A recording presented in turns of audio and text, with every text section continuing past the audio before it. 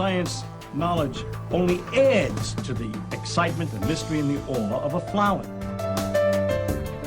Evidence is evidence. It's public. Everybody can look at the evidence and assess it, and eventually, if there's enough evidence, come to the same conclusion.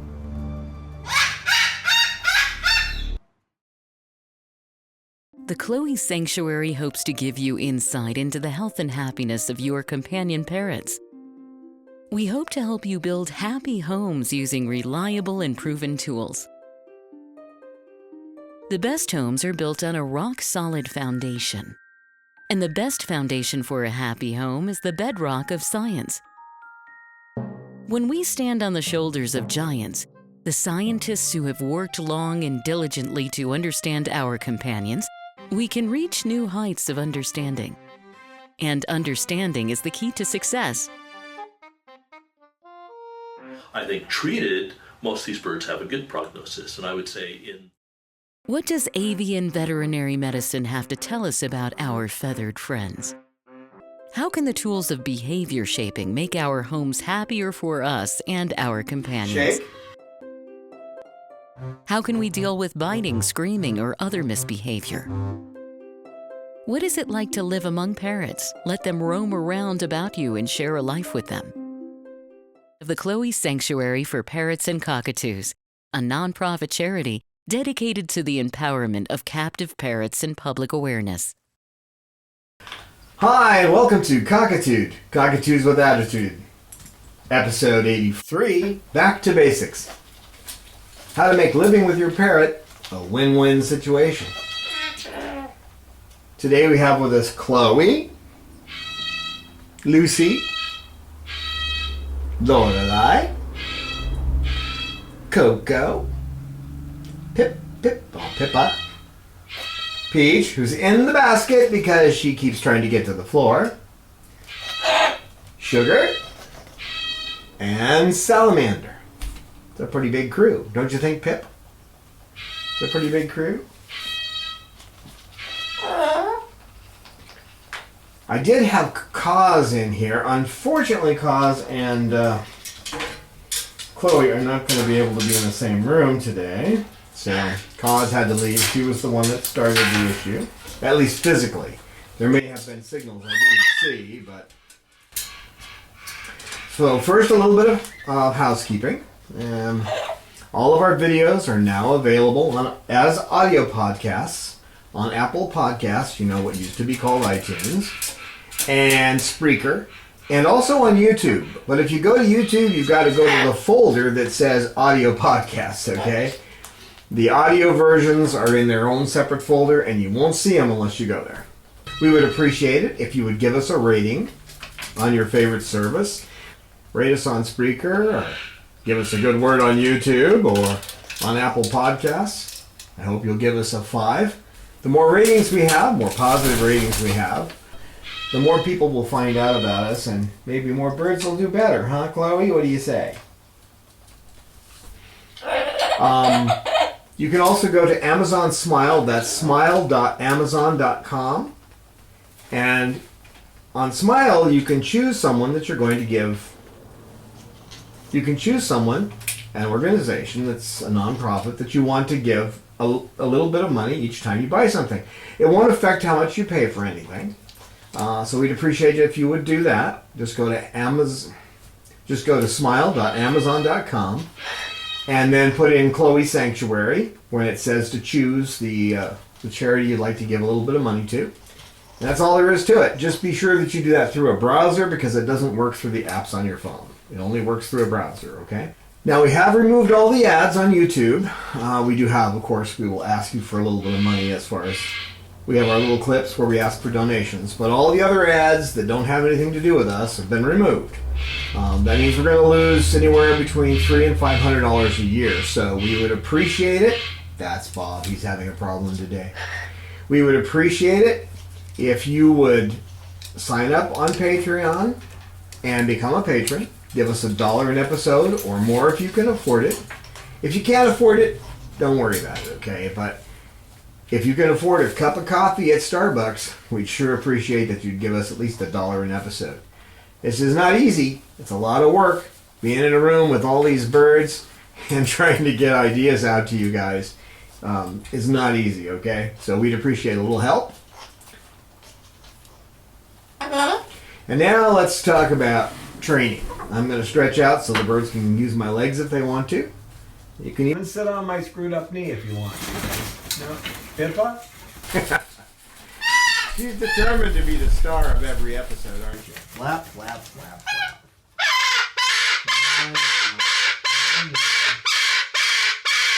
That's okay. Everybody's that's okay. That's okay. Pippa's a good girl.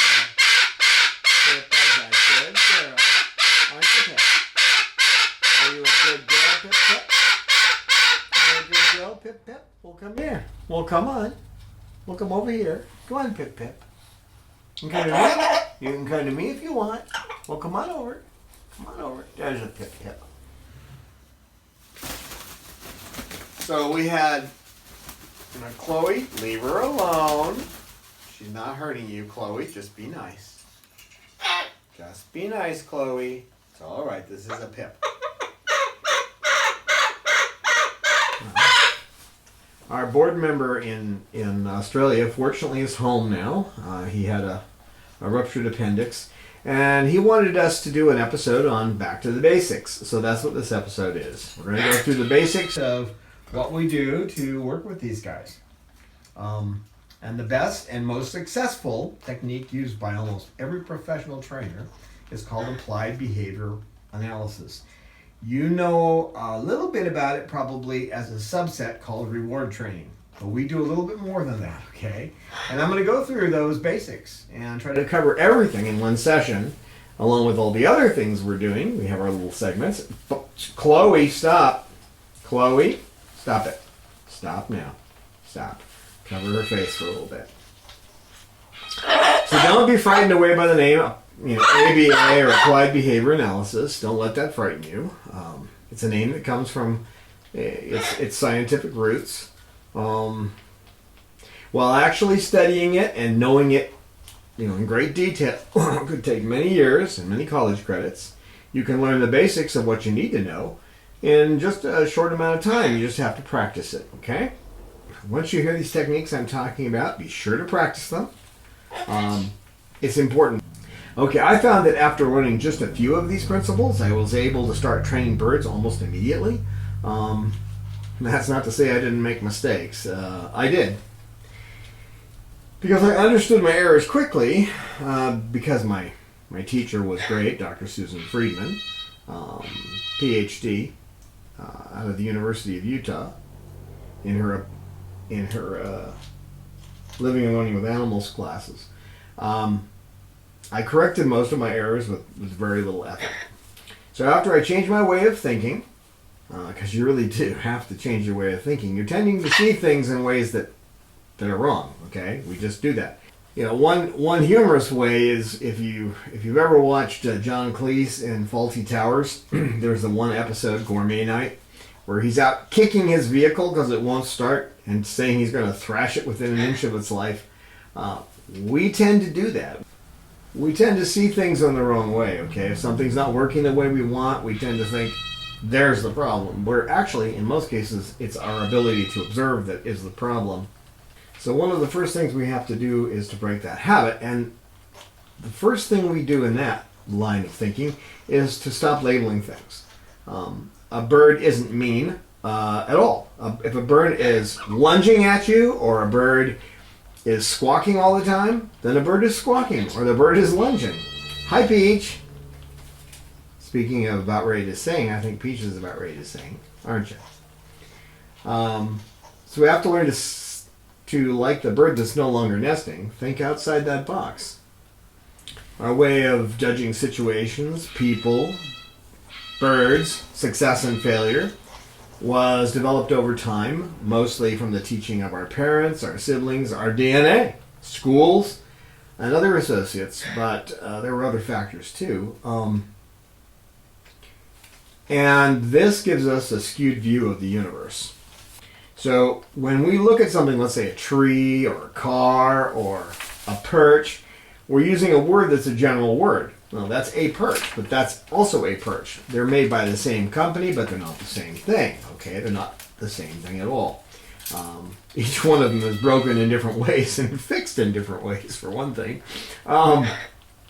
So we don't see the independent nature of what we're dealing with. We say that's a tree or that's a juniper tree, but there are many different kinds of juniper trees. Look them up in a book. There are so many. There's short ones and tall ones and thin ones and ones that spread out.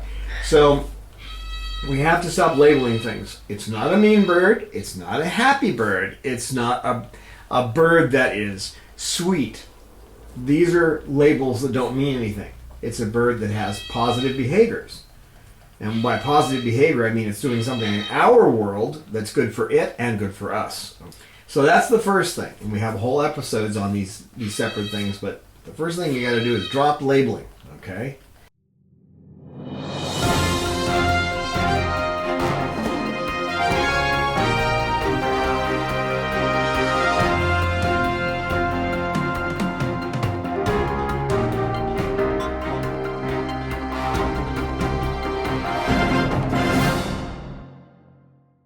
According to the webpage dedicated to the blue macaw and parrot conservation, bluemacaws.org, there's some good news on the Spix macaw. The Association for Conservation of Threatened Parrots, the ACTP, has a breeding center near Berlin in Germany. Last year, they actually had 2 pairs that produced 9 young, and this adds to the small population that has been bred in captivity and will be reintroduced into the wild in Brazil.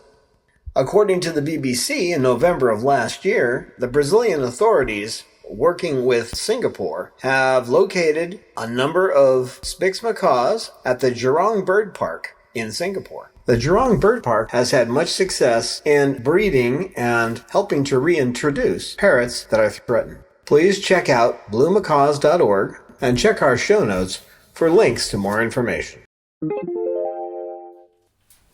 So what does all this have to do with bird training? Well, my trainer, Dr. Susan Friedman, after she'd gotten her basic training, she went to a rescue and she misunderstood it. She had somebody who was in kind of a hurry and they told her, well, these birds over here are, don't go in there because they're dangerous.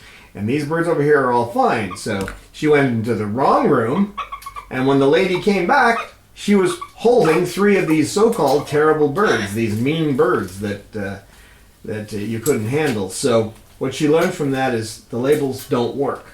And if you walk into a situation without them, you can change things pretty amazingly. So the reason you're going to learn these skills is so that you can teach your bird to live in the world of humans. This is not a normal place to live for them. They were taken away from their mothers, put into an incubator, and then raised by humans. It makes them functionally autistic, and we have to work with them. And ABA was primarily used originally to deal with autistic children. So you do 2 things with it. One is you train them in new skills, such as how to spread their wings when they go to the vet, to be okay when they get flipped over if the bird has to do a cloacal examination, so that they can open their beak so you can look inside to make sure everything's okay in there. These are all things that you need. These are veterinary skills you teach. Then there's the other one where you have a bird that's screaming or a bird that seems to be lunging. You have to work with those functional misbehaviors. The reason we call them functional is because it serves a function in their world. Okay? Bob used to lunge when he was outside the cage because he got taken out so they could clean the cage and then shoved back in his cage. So, of course, he was going to do something to try to keep from going back in the cage. Living your whole life in a cage is no fun. So it served a function in his life. Everything they do serves a function in their lives, okay? So after you drop the labeling, the very next thing to do is to start looking and observing at the actual behavior. You don't have a bird that is angry, you have a bird that's lunging. Or you have a bird that refuses to come out of its cage. Whatever. Describe the actual behavior. When I put my hand near the cage, they back away from me. If I move close to them, they go to the far end of the perch. Other birds, maybe when you walk up, they come right to your side of the perch, but they may lunge when they do it. Okay, so look at the actual behavior. That's the first thing you've got to do. Now, there's a lot of terminology that would be confusing, so I'm going to try to avoid it. Okay, I'm going to use my own little phrases to make it easy for you to understand the different principles that we're going through. I will use some things like positive reinforcement, negative reinforcement. We're going to still use those terms. But when I get down to talking about dealing with specific types of functional misbehavior, then I'm going to use my own, okay? If you want to know what the technical terms are, just let me know and I'll send you something to explain it all. So what we're going to do is behavior assessment, which you could just define as sizing up how a particular action serves a bird. That doesn't sound too complicated, does it? You know, if a bird nips at you because it doesn't want to be picked up, well, what is the function? The function is to keep you from picking it up. If a bird comes to the cage door and stares at you, and when you open the door they jump onto your hand, well, the point of sitting there and staring at you at the end of their perch is to get you to open the door, right? So that's where the function comes in. We do actions for a reason, for a consequence. We work for a paycheck. We cook so we can eat. We drive to get to the movies. There are consequences everywhere, and it's the same with them, okay? There's ways to write all this down and detail it out so that you make sure you get everything right, but 9 times out of 10, once you learn it, you can do these observations on the fly, okay? When you see that something isn't working, then you can sit and pen it out. And there are forms that are free at behaviorworks.org where you can just download the forms and fill them out, and that'll help you. But let's talk about doing it on the fly. How to size up a behavior almost in one step. So, briefly, you ask yourself, why? Why is this parrot doing this? To escape? To get something? To get attention? That's the function, okay? What are they trying to get? What are they trying to get for their action? Is something in the environment stimulating the behavior? A new lamp? With Chloe, remember I talked about Chloe and the Rumford baking soda? When it was out, she just screamed. Put it up, she stopped screaming. So is there something that's new in the room? Is there a change in the routine? Even just a little part of the routine. What are you doing when this behavior pops up, whatever it is? Is the reward they're getting or the punishment the same each time the bird behaves this way? I'm using punishment in the terms that you're used to hearing. We're going to use it a little bit different later. We hope you will consider supporting us on Patreon today. We produce up to 2 videos a month. As a patron, you pledge to give us a donation, whatever you feel is right and meets your budget. Patreon gives us your gift monthly. You can easily set a limit on how much you donate a month. You can change the amount of your pledge at any time.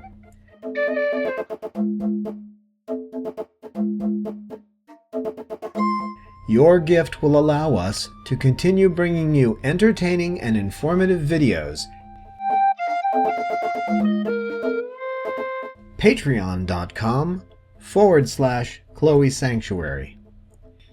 We look forward to your participation in Cockatude.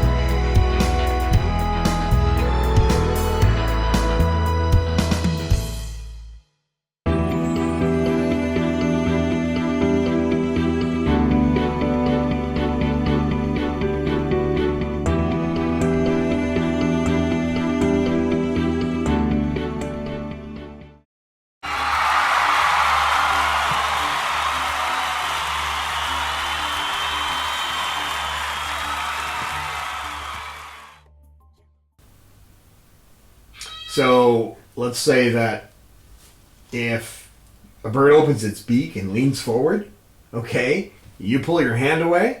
Do you do that every time? Then maybe that's what the bird wants. They want you to pull your hand away. So you're going to have to work on them not being nervous about your hand or accepting your hand. The bird stops screaming if an almond is offered every time. So if you offer them an almond, they stop screaming. Okay, so these are what we call a consistent consequence. Okay, for everything that for every behavior, you're reacting the same way. A bird is screaming, you're giving them the almond. Okay, and then they're quiet. That's being consistent. So is the behavior a usual response to a particular event, condition, or situation? So when you come home and you open the door, do they always scream? Okay.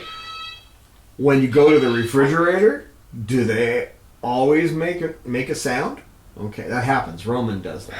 I go to the refrigerator, and for some reason he can't see this. The door is closed, and I take out the peanut butter. He seems to know. I've not figured out how he knows it, because he will always start going, "I love you, I love you."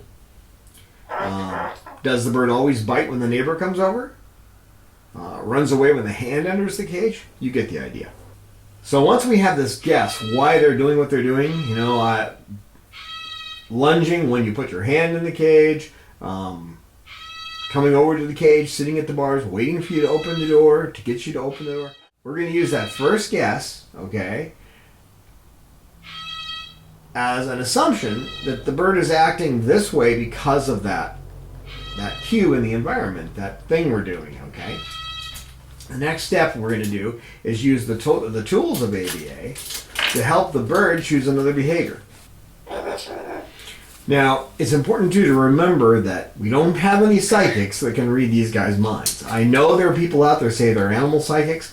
They don't really exist, okay? They may think that they're really psychic. They may think that they're reading the bird's mind, but they're only reading the actual body language of the bird. That's all anyone can do.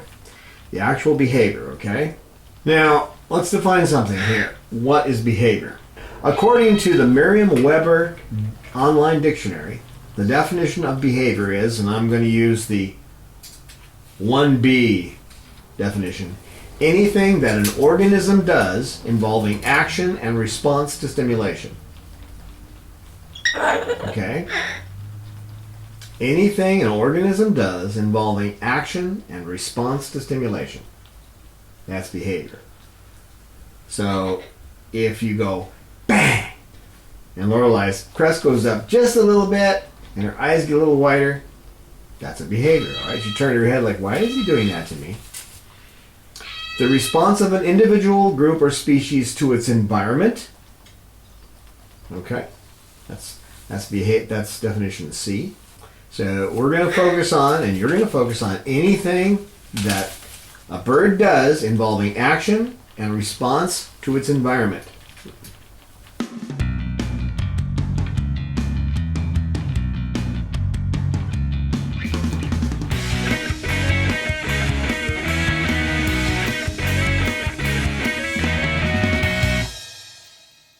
Rug cleaner.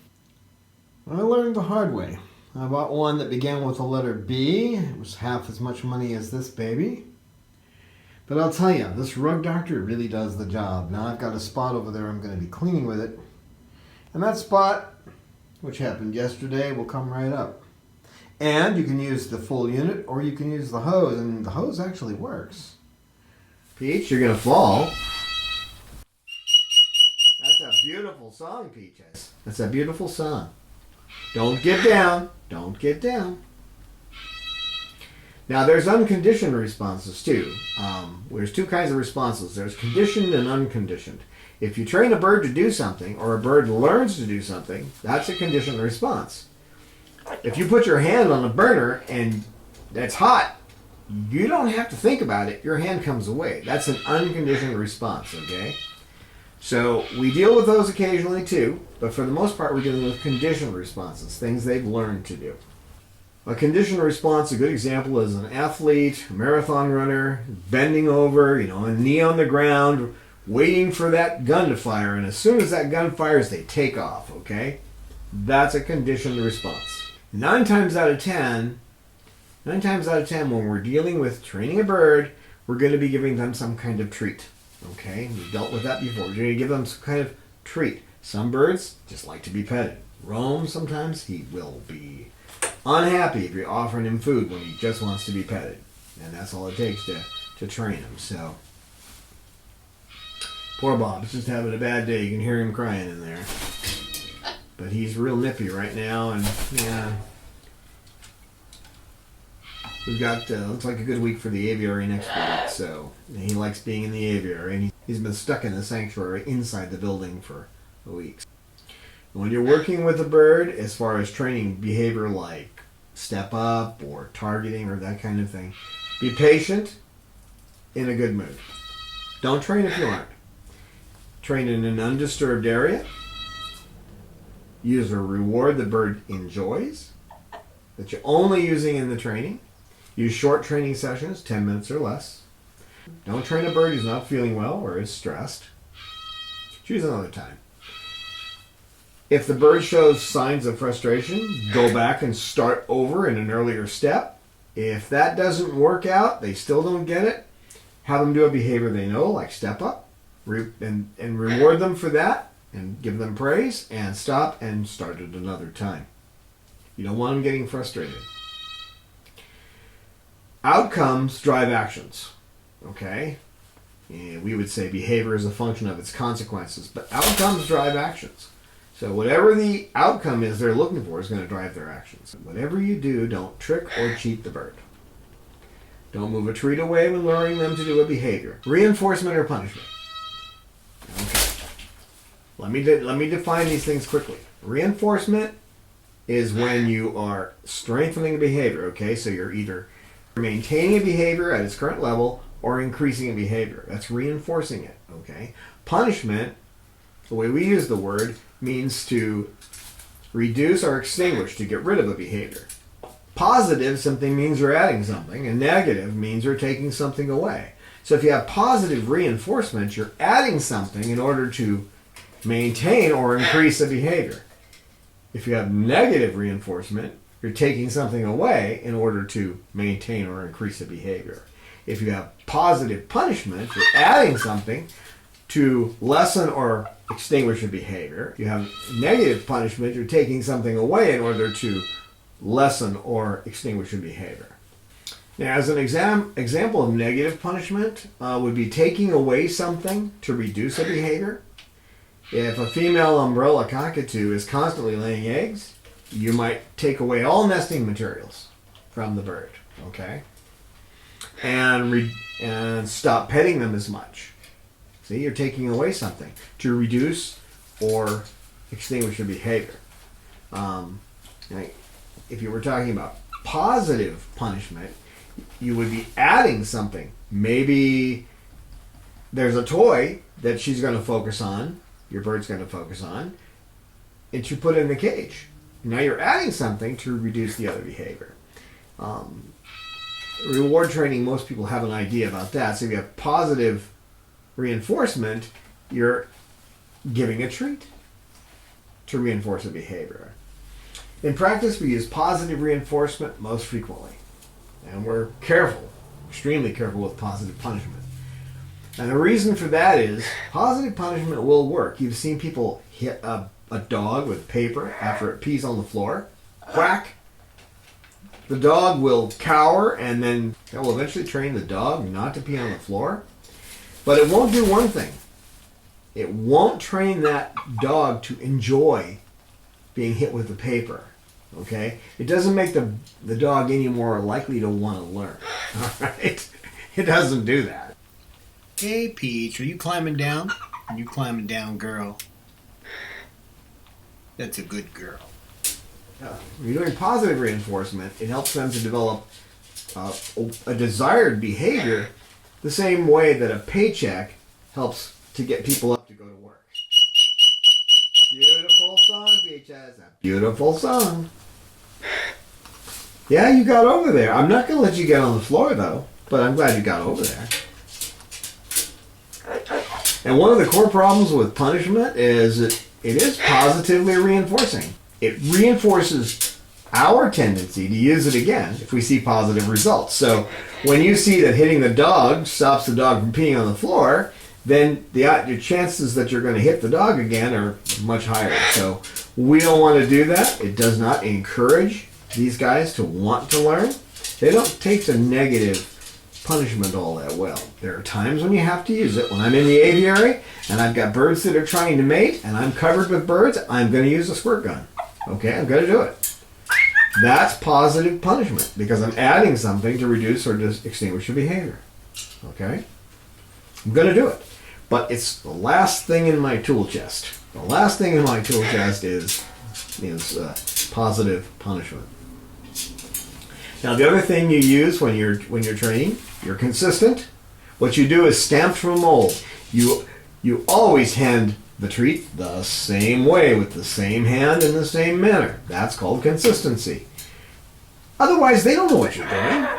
You know, because you're doing everything different. They got to try to interpret your behavior. Just do everything like it's stamped from a mold. Like you're a robot that's been trained to just hand it the same way every time. Hand it the same way every time. Be consistent. You don't say step up one time and get up the next and here, hop up the next. Be consistent, okay? Always say step up when you're teaching step up, okay? Always give the same reward when the behavior is executed. Now, the only time that's going to change is if the bird loses its interest in that particular reward treat. So at that point, you'll have to change. And also, when you're rewarding, you should use something like good bird at the same time because that becomes a secondary reinforcer. So it's also a bridge. Let's say you can't get the treat to them fast enough, all right? You say good bird and then get the treat to them as quickly as you can. That way they know when they hear that phrase, good bird, they've done what you want them to do and they're going to get their reward, all right? Otherwise, there's no way they can know that you're actually going to do it. What are they going to do, guess? They can't. So that will get it through to them that you're going to be giving them something for that they did the right thing at the exact moment. Now the other key is when you reward a bird, it has to be at the exact moment they do what you want, which is where those secondary reinforcers, the good bird, comes in handy. Because if you're teaching a bird to step up, and that bird steps up on the perch, you get it up on the perch or you get it up on your hand, and then you reward them, you're rewarding them for sitting on your hand or sitting on the perch. You want to reward them from actually stepping up. So while they're stepping up, just before they get fully landed on your hand, you say, good bird.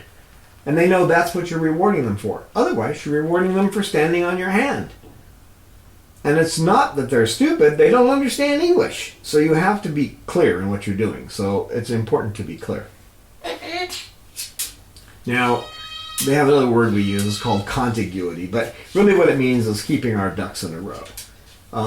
So you want one thing closely following another.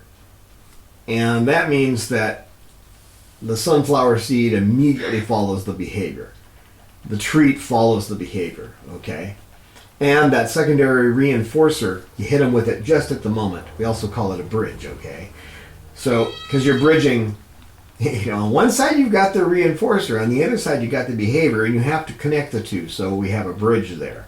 When we're talking contiguity, we simply mean that we want to have these things happen right together. We don't want to separate them. Contingency is another thing, part of the 3 C's. You only give the reward when the behavior happens, okay? In other words, half a sunflower seed is contingent on waving the left foot 2 times. You got to define what you want clearly, okay? You don't want to be wishy-washy about it because it's just going to confuse them. And you'll get lukewarm results at best.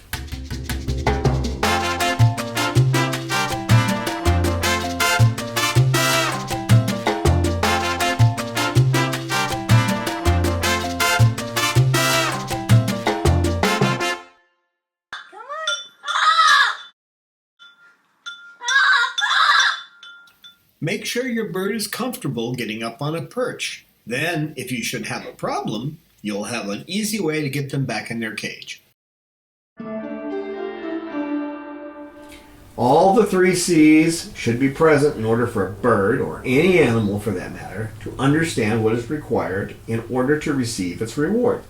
Do everything in small baby steps.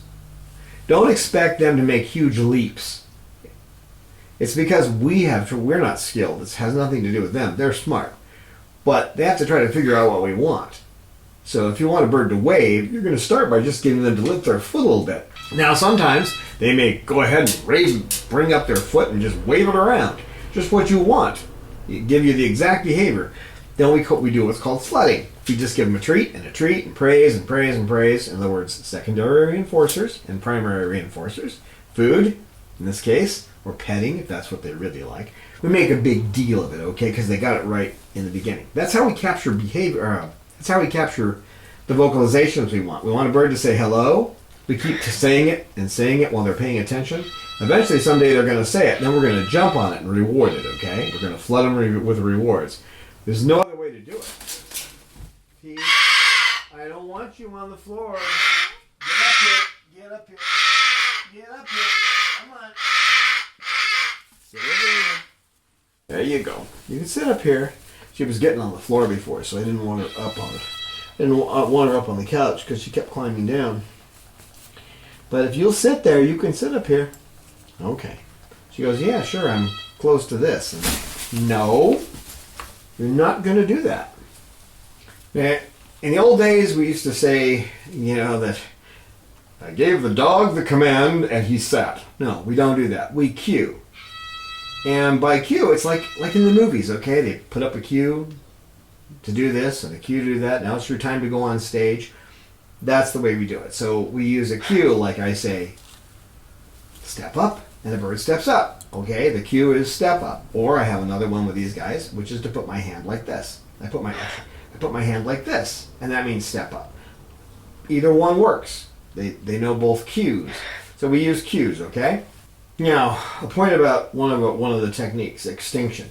We almost never use it by itself. Extinction simply means to ignore a behavior.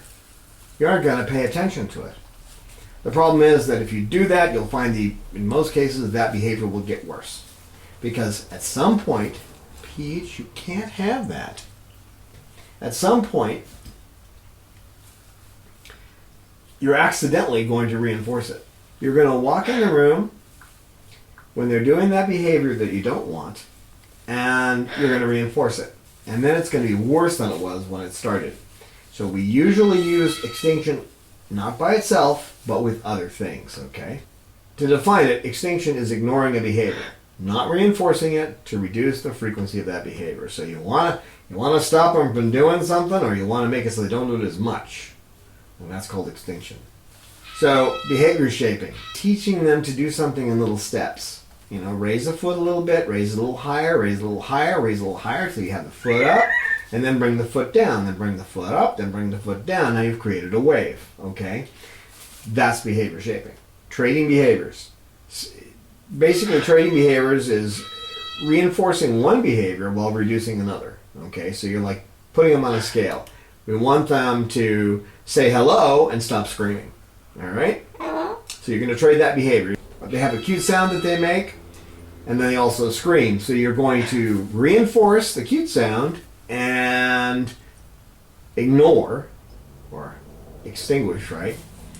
You're going to ignore the other behavior. So here are the basic trading behaviors. Trading one for another.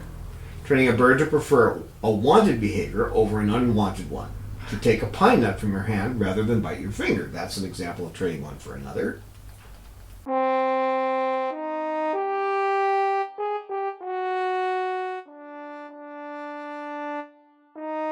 It is ignorance of Bob's nature that turned Bobaloo into a living gargoyle. Bob's would-be parents made a hasty choice and found themselves in living hell, torn between guilt and frustration. I have seen the joy in Bobaloo's eyes now that he has a new life with me as his companion. To see Bobaloo love and trust again is worth the effort of a lifetime. But, once again, Bob is heading toward the pain of separation. My heart nearly broke the day I discovered that he was heading toward a cloacal prolapse, that his life will be cut short. To find love and acceptance and then have it stolen away from you by failing health is too much to bear. We can slow the progress of his failing health, but we can't stop it. He will need several surgeries, and eventually Babaloo will die. We want to give him the best possible life until that day. His surgeries will become progressively more expensive over time. Won't you please lend Babaloo a hand and donate to his medical fund today? Our donation button is on our webpage at www.chloesanctuary.org. Just be sure to say, "For Bob," in the notes when you donate.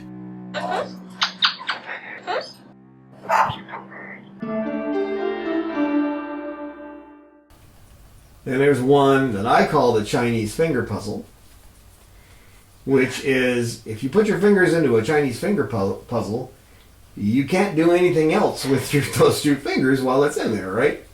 So what we do is if a bird tends to nip, we can get something like an almond. They love almonds. You put an almond in their beak, they're not going to nip you while they have the almond. Now maybe they'll drop it and come after your hand.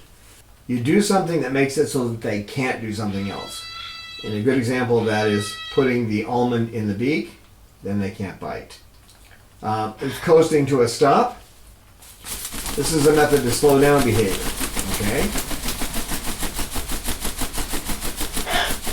So let's say if you got a bird that chews your clothing, and it just keeps doing it. Peaches is good at that. If you have a bird that chews your clothing, what you can do is every 15 seconds, let's say, if they constantly keep doing this and there's not much time between it, you give them a little treat, okay? And eventually you stretch that to every 20 seconds, then every 30 seconds, until you got it every minute. And eventually they're just sitting there waiting for a treat and they're not chewing your clothing anymore. And that's coasting to a stop. So you're just offering them something on a timed interval. They get that reward as long as they're not chewing. If they chew, you start over. Start counting 15 seconds again. And then eventually you can stretch that out. So essentially what you're doing is rewarding at direct intervals. When I'm saying 15 seconds, I mean you're looking at your watch. When 15 seconds is up, they haven't chewed, they get a treat. Now if they chew, you start over. You tell them no. Start counting to 15 again. Gotta have a second hand on your watch. This one I call building up steam. And what you're doing here is you want something to happen in rapid succession, okay? You want a bird that is slow to step up quickly, okay? So what you do in this case is you say step up, they get on your hand, step up, you keep doing this back and back, you just keep going back and forth. If they've done it 5 or 6 times, you give them a treat. And you do it again, 5 or 6 times, whatever, give them a treat. So what you're doing is repeat, and then treat. By doing it one right after the other in quick succession, you can teach them to do it faster because they want that treat, so they're going to hurry up and get it done. Any port in a storm is another. That's the reinforcement of any behavior, okay, other than the one thing you don't want them to do, okay? So if they've been squawking and they stop squawking and they do something else, you give them a reward, okay? If they have been chewing on your clothing, we'll use the same example. You can use the same thing here. Any port in a storm, they're not chewing, so you give them a reward. Okay, they're over in that spot where they normally chew, they're not doing it, you can just give them a reward that's not so much on a schedule. So what you're doing is rewarding any other behavior than the one you don't want. You don't want them to scream. You don't want them to chew your couch, whatever.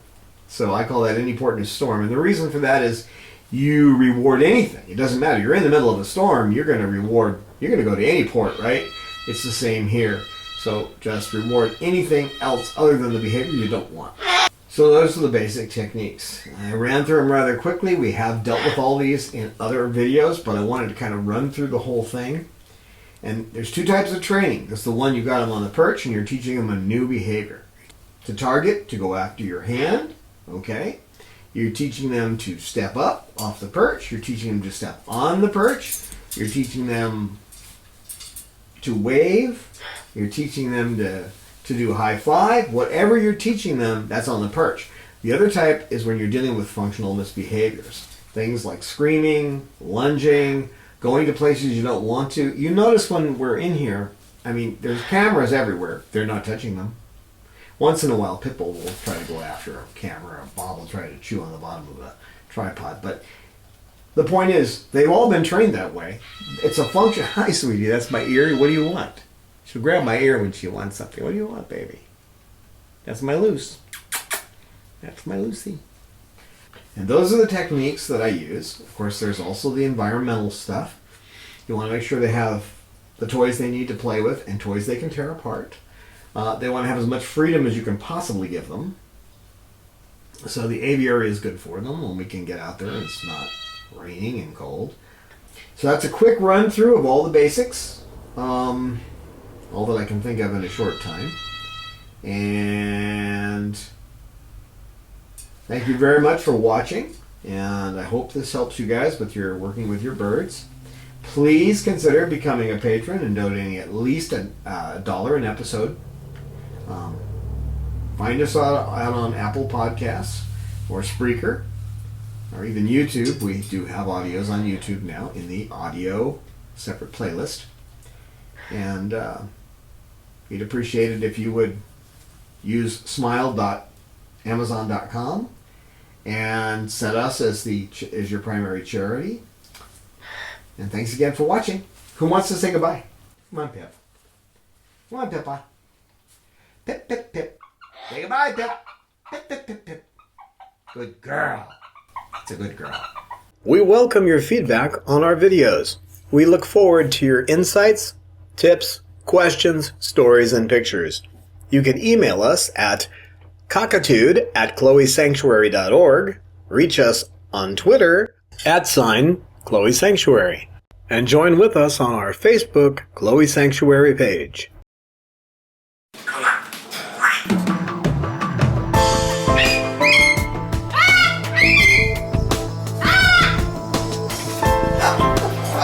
Science knowledge only adds to the excitement, the mystery, and the awe of a flower.